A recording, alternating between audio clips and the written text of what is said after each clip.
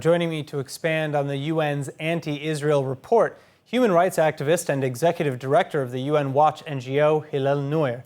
Hillel, it's great to have you with us. Thank you so much for joining. Now, starting with the main accusations in this report that Israel engages in discriminatory policies against Arab citizens, steals natural resources from Palestinians, and engages in gender-based violence against Palestinian women, and of course, solidifying in illegal occupation in the West Bank, East Jerusalem, and the Golan.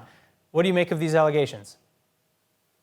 Well, look, Aaron, first, thank you for having me. And this UN's Pillay Commission of Inquiry is objective, impartial, and credible, like the Spanish Inquisition. Bear in mind that this inquiry was created supposedly in May 2021 to examine both sides. Ken Roth, the head of Human Rights Watch, who was the leading lobbyist to create this inquiry, said finally there'll be accountability to examine both sides. Well, this is the second report. The first report was several months ago to the Human Rights Council. This is the second report to the first time to the General Assembly. And once again, the entire report is only targeting Israel. There is no mention of Hamas, Islamic Jihad, Hamas, the Lion's Den. Pick your Palestinian terrorist group, pick the Islamic Republic of Iran, which is funding and financing and arming these groups. No mention whatsoever. The composition of the inquiry includes Navi Pillay, who, before being appointed to this inquiry, was signing petitions to governments. She was lobbying governments to, quote, sanction apartheid Israel. The war was in May 2021. In June, a month later, she wrote a letter to President Biden trying to blame Israel for the war. A month later, she was appointed to head the inquiry. She's the chair of the inquiry. Another member is Milun Kotari. This summer, he ranted about the Jewish lobby. He said Israel shouldn't be a member of the United Nations.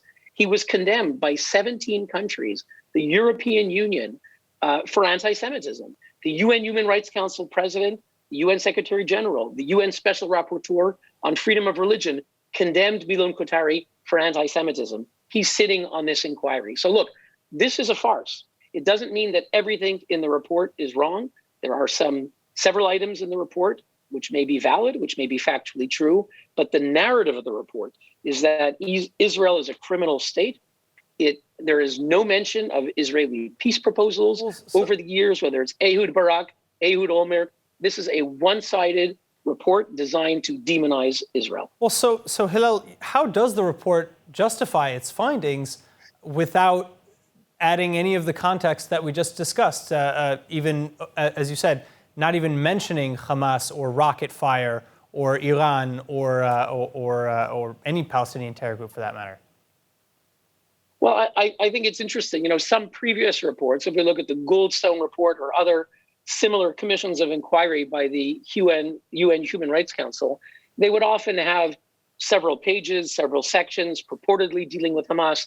Even if these were just to sort of cover themselves and were just a drop in the bucket, there'd be something. Here, they don't even attempt to do that. I would say it's shameless. They begin right from the start saying this is about Israel's illegal occupation of the Palestinian territories. And there's just no mention, no examination whatsoever of thousands of rocket attacks. Again, this commission of inquiry was created in wake of the war between Israel and Hamas, where Hamas fired thousands of rockets at Israeli cities. There's no mention of those rockets. There's no mention of terrorism. There's no mention of stabbings. There's no mention, again, of Israeli peace proposals. The narrative is black and white.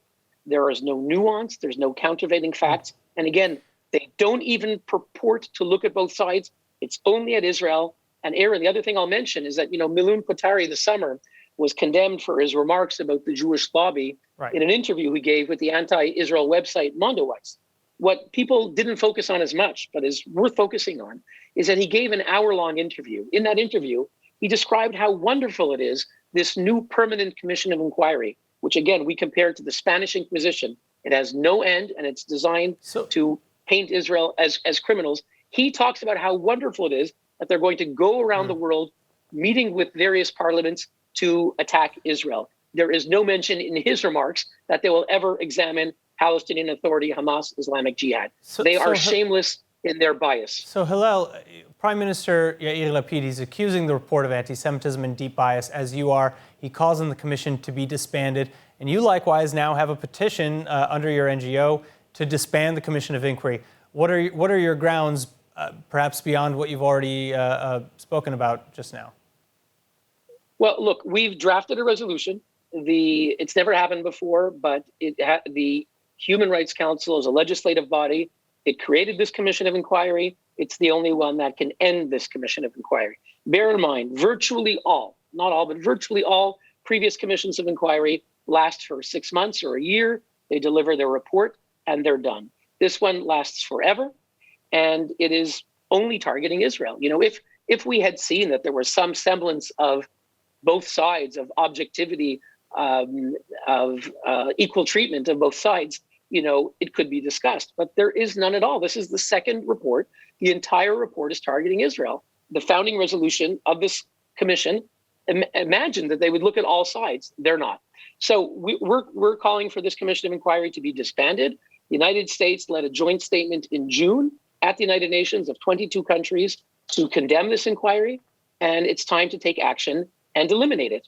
So what we need is someone to introduce the resolution that we've drafted. We have a petition on our website calling on them to take action. So people can go on our website at unwatch.org. They can find the inquiry. And if enough people sign, we think we can put pressure on some countries to begin to take action to end this Commission of Inquiry, which is a travesty of justice. That's why we're calling to end it. It is a abomination. It's the opposite of human rights. It's the opposite of peace, and it should be disbanded. Hillel Neuer from UN Watch, thank you so much for joining us. Thank you.